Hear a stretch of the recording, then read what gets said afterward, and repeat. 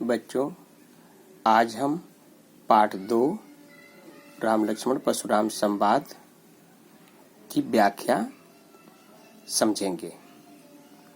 पहले इस पाठ के विषय में कुछ महत्वपूर्ण तथ्यों को जान लेते हैं। यह अंश रामचरितमानस के बालकांड से लिया गया है।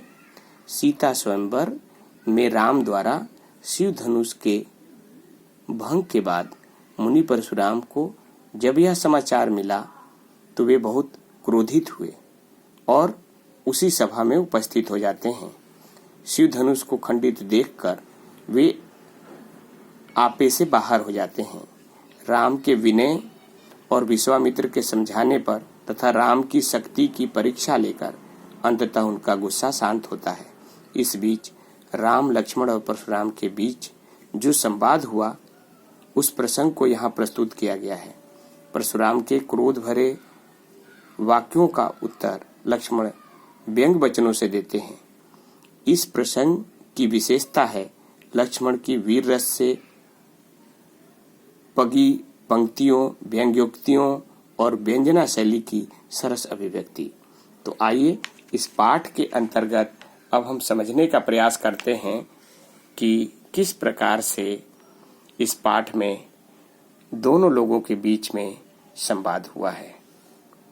राम लक्ष्मण परशुराम संवाद। अब इनके पंक्तियों को समझते हैं।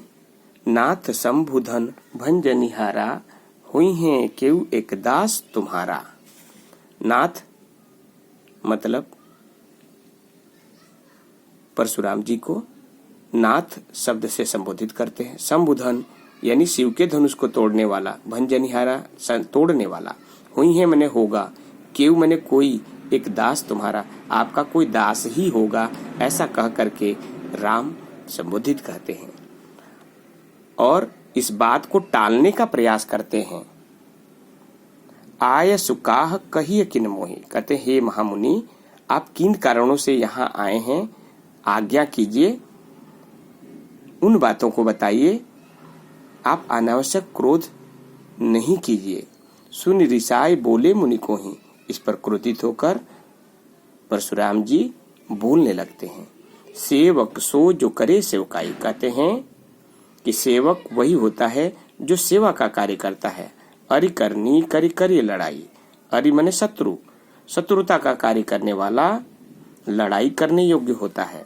सुनहु राम जेहि शिव धनु तोड़ा, कहते हे राम, जिसने भी शिव के धनुष को तोड़ा है, सहस्त्र बाहु सम सो रिपु मोरा, सहस्त्र बाहु के समान वह मेरा शत्रु है। सहस्त्र बाहु एक राक्षस था जिसकी हजारों भुजाएं थी और वह किसी को भी पराजित करने की क्षमता रखता था, लेकिन परशुराम जी ने उसका भी वध कर उस राक्षस से संपूर्ण मानव जाति को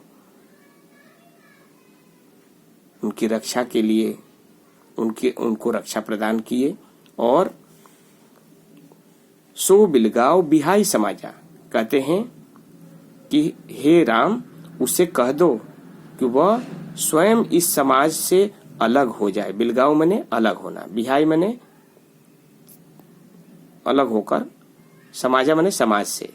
नत मारे जई हैं सब राजा, क्रोधित होकर के धमकाते हुए कहते हैं कि नहीं तो सारे जितने भी अलग अलग जगहों के राजा उपस्थित हैं वे सभी लोग मारे जाएंगे। सो बिलगाव बिहाई समाजा, नत मारे जई हैं सब राजा, सुनी मुनि वचन लखन मुस्काने, बोले पर सुधरे माने। इतनी बातें सुन करके लक्ष्मण जी मुस्कुराते हुए बोलते हैं, कहते हैं कि हे महामुनि, आप तो व्यर्थ में ही ये फरसा और विभिन्न प्रकार के अस्त्र शस्त्र धारण किए हुए हैं, परशु धर ही अवमाने, कहते हैं कि फरसे को भी धारण करके आप उसका अपमान ही कर रहे हैं। बहुधनु ही तोरी लड़काई, कहते हैं लड़काई मने बचपन में, तोरी मने तोड़ी, कहते हैं ऐसे बहुत सारे धनुष हम बचपन में तोड़े। कबहु न असरे सिकिन्नी गोसाई, तब तो आप इस प्रकार से कभी क्रोधित नहीं हुए। यही धनु पर ममता के हेतु, आखिर इसी धनुष पर आपकी इतनी ममता या प्रेम क्यों है? हेतु माने कारण।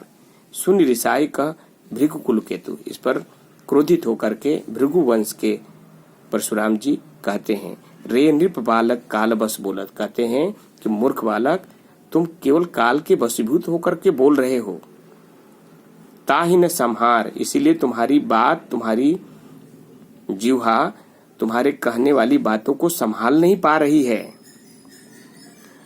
धनु ही सम त्रिपुरारि धनु विदित सकल संसार। कहते हैं पूरे संसार में प्रसिद्ध है कि शिव के धनुष के समान दूसरा कोई धनुष इस संसार में नहीं है, तो उसे धनु ही कह करके उसका अपमान न करो, ऐसा क्रोधित होकर के कहते हैं। अगले वीडियो में हम इसके अगले पदों के साथ मिलेंगे।